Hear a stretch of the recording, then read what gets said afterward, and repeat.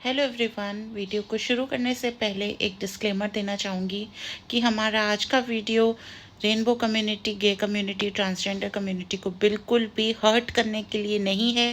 Please इसे negative मत लीजिएगा। हमारा चैनल सभी के लिए एक सेफ स्पेस है। यहाँ पर मोटिवेशन और ग्रोथ की बात होती है, irrespective of any gender, caste और रिलीजन। तो प्लीज़ वीडियो को एंड तक देखिए और नॉलेज को गेन कीजिए। तो आज मैं आपको बताती हूँ कि नार्सिसिस्ट मेन होते हैं कुछ जो अपनी फीमेल पार्टनर्स को पागल बना रहे हैं। वो अपनी सच्ची ओरिएंटेशन अपने स्पाउस से तो छुपाते ही हैं, वो बाकी की दुनिया से भी छुपाते हैं और अपने आप से भी वो झूठ ही बोलते। उन्हें ये बिलीव है कि उनके जैसा स्ट्रेट मैन हो ही नहीं सकता कोई। ऐसे आदमी बहुत ओपनली अपना छाती चौड़ी करके चलते हैं और ये दिखाते हैं कि उनसे ज़्यादा मैस्कुलिन ही नहीं है कोई। तो ठीक है, हम शुरुआत करते हैं पहले स्टेप से कि ये डिनायल क्यों करते हैं, ये क्या साइकोलॉजी रहती है कि इस फैक्ट को वो एक्सेप्ट नहीं करते। अब नार्सिसिस्ट जो है वो अपनी इमेज को अगर कोई उनकी शैटर करता है उससे वो बहुत डरते हैं। उनका जो वर्जन होता है वो ऐसा होता है कि बहुत ग्रैंड होता है और हर कोई जो है ना उनको भगवान माने, एक परफेक्ट इंसान माने।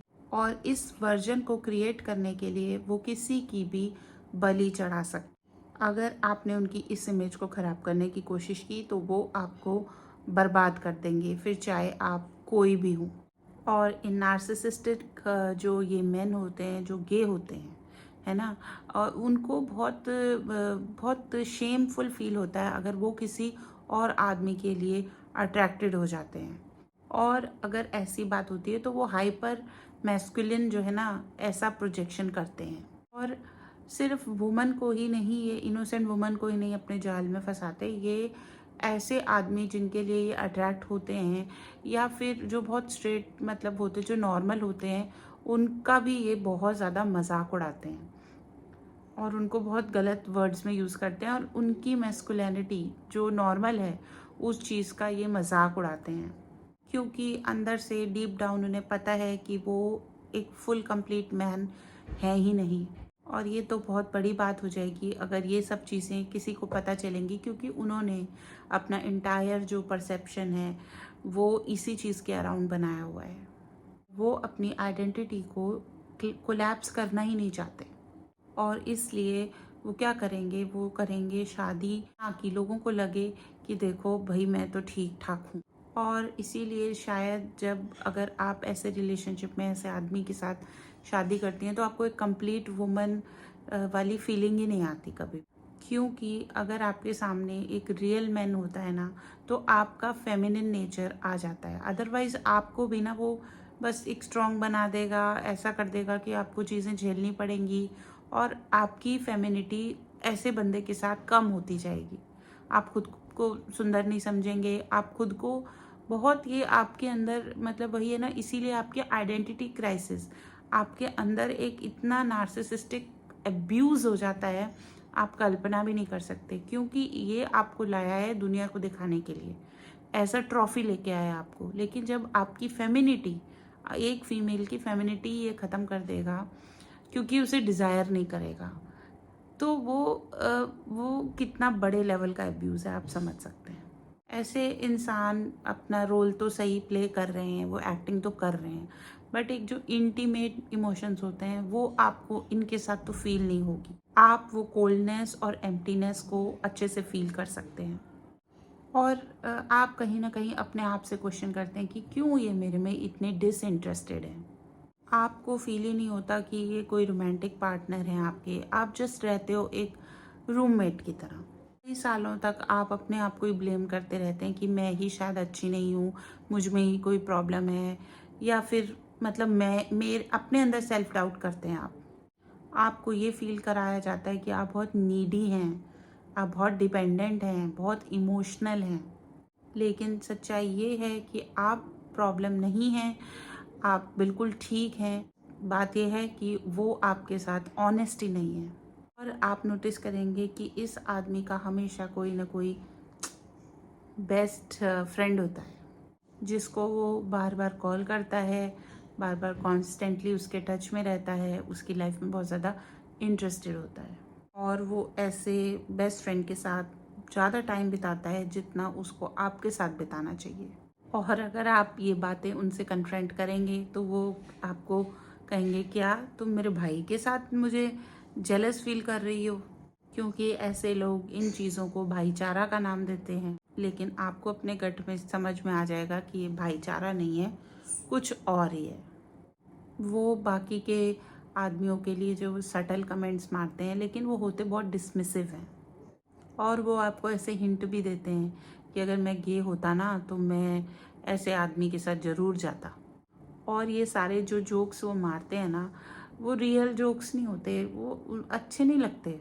और जैसे अगर आप इन बातों को बोलेंगे कि मुझे नहीं अच्छे लग रहे ये जोक, तो वो आपको फिर अगेन झगड़े का उसको मौका मिलेगा, क्योंकि वो नार्सिसिस्ट भी तो है गे के साथ, और वो आपको अगेन गैस लाइट करेगा और पूरा पूरा पूरा सब चीज़ का, सिचुएशन का ब्लेम आप पे डाल देगा, और सब कुछ डे आपका ख़राब कर देगा।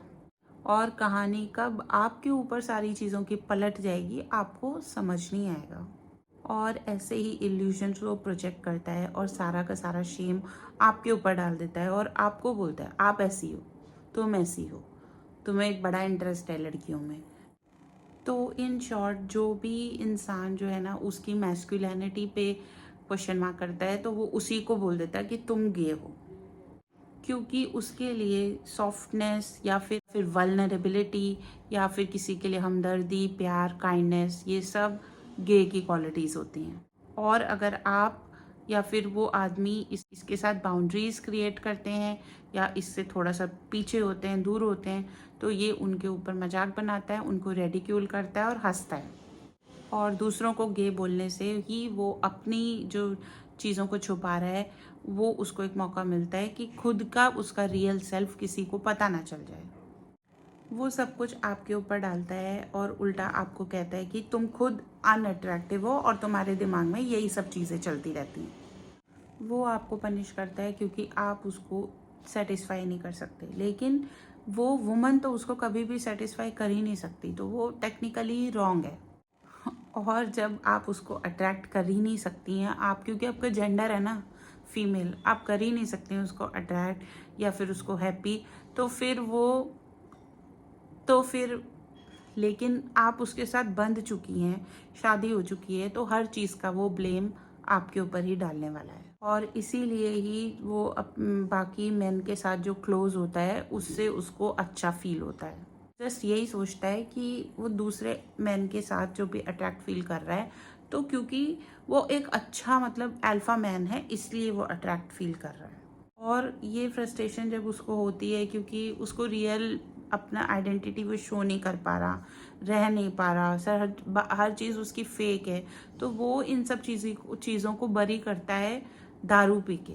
अल्कोहल का उसको नशा लग जाता है, और या तो फिर वो पूजा पाठ में, भक्ति में, रिलीजन में चला जाएगा, बहुत घुस जाएगा, और आपसे तो सिर्फ झगड़ा ही करेगा। और जो वुमन है वो वैसे ही नेचर होता है उनका, वो थोड़ी सी क्लिंगी होती हैं, डिपेंडेंट होती हैं, तो ये सब चीज़ों को वो मिक्स करके अपनी फ्रस्ट्रेशन जो है आपके ऊपर निकालेगा, और आपको ये फील होगा कि आप ऐसी वुमन नहीं है जिसको वो फैंटेसी में सोचता होगा।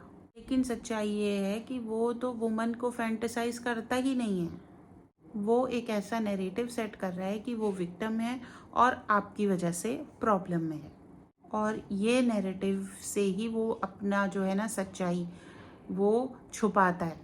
और ऐसे जो मेन होते हैं ना, ये होमोफोबिक होते हैं, और क्योंकि सिर्फ अपनी आइडेंटिटी नहीं छुपा रहे, ये एक ऐसा झूठ छुपा रहे हैं जो कि बहुत ही बहुत छुपा हुआ है, जिसके ऊपर इन्होंने अपनी पूरी जिंदगी बिल्ड की है। और जब आप इन चीज़ों के बारे में बात करते हैं तो उनको इतना ज़्यादा गुस्सा, और वो आपको फिर इतना इंसल्ट करेंगे, इतना गुस्सा, मतलब आपको वो बर्बाद कर देंगे, डिस्ट्रॉय कर देंगे। क्योंकि अगर आप आराम से रह रहे हैं, नॉर्मल इंसान की तरह रह रहे हैं, तो वो उनको रास नहीं आता, क्योंकि वो एक सड़े हुए हैं, उनकी आइडेंटिटी छुपी हुई है, वो एक झूठे फेक इंसान है, इसलिए कोई साथ में उनके अगर बहुत नॉर्मल रह रहा है तो वो भी उनको पसंद नहीं आएगा। और ऐसे आदमी तो नार्सिसिस्ट तो हैं ही, लेकिन उसके साथ साथ बहुत बड़े कायर भी होते हैं। ऐसी लड़कियों से शादी करते हैं जो इनकी लवर नहीं होती, बल्कि एक प्रॉप की तरह इन्हें यूज़ किया जाता है, जिनकी ज़िंदगी सेक्रीफाइस की जाती है इनके लिए। और आप तो कभी भी प्यार करने के लिए, रिश्ता निभाने के लिए कभी बनी ही नहीं है। ये बातें आपको हर्ट तो कर सकती हैं, लेकिन आपको इन बातों का पता ज़रूर होना चाहिए। और ये ही असली धोखेबाजी है, क्योंकि उसने आपको चीट किया है, ऐसी लेवल पे चीट किया है जो आप सोच भी नहीं सकते थे। तो वीडियो को मैं यहीं एंड करती हूँ। होप है कि आपने मेरी फैमिली द माइंड मोटिवेशन को सब्सक्राइब करके ज्वाइन कर लिया होगा। ये वीडियो उन लोगों के साथ भी शेयर कीजिए जो कि विक्टिम हैं नार्सिसिस्टिक अब्यूज़ के। मैं एडवोकेट सतविंदर कौर जल्दी मिलूंगी आपसे एक नए वीडियो में। तब तक के लिए अपना बहुत ख्याल रखिए और अपनी मेंटल हेल्थ का उससे भी ज़्यादा ख्याल रखिए।